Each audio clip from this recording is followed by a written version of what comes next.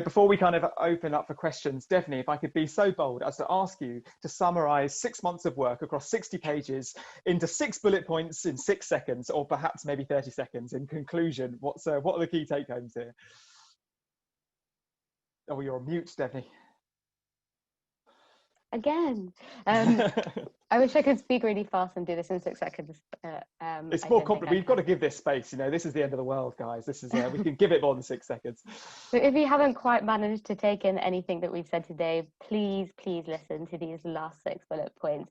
I think they're not going to be a surprise to you, because there are things that we've all kind of been mentioning over the last hour and 17 minutes. But the first one is really about understanding the true impact of every single film that is produced. There is a need for the industry across the globe to come together and think about the way or the framework in which film, the impact and the carbon emissions from film is reported. It's not a specific tool that you need to use, it's a framework that covers a specific scope, so that we can start to compare productions from productions, and actually learn where best practice is, and drive the agenda through real data.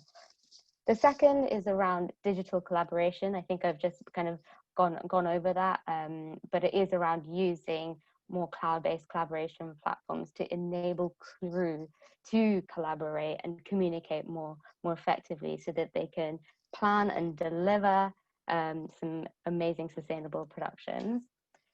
The third one is around end-of-life planning, and it comes back to one of the first things I mentioned is, how can we start thinking about the end right at the beginning? It's not about making decisions now for the impact now, but it is about looking at the whole kind of life cycle of productions, and making sure that you're minimizing impact through every single point during that production.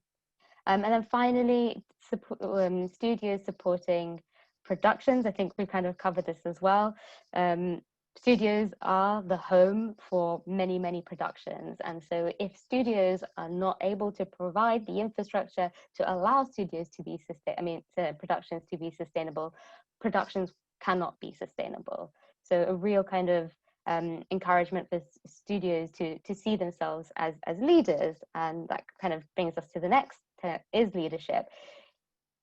How can the bigger studios, the bigger production houses, the bigger organizations start to really drive this and create the market that kind of smaller productions can kind of build on and make use of?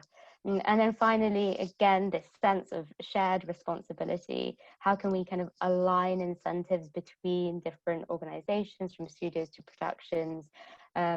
And also, how does everyone have a role to play? And the only way that can happen is if we all actually do come together in a room, talk about it, and make it happen.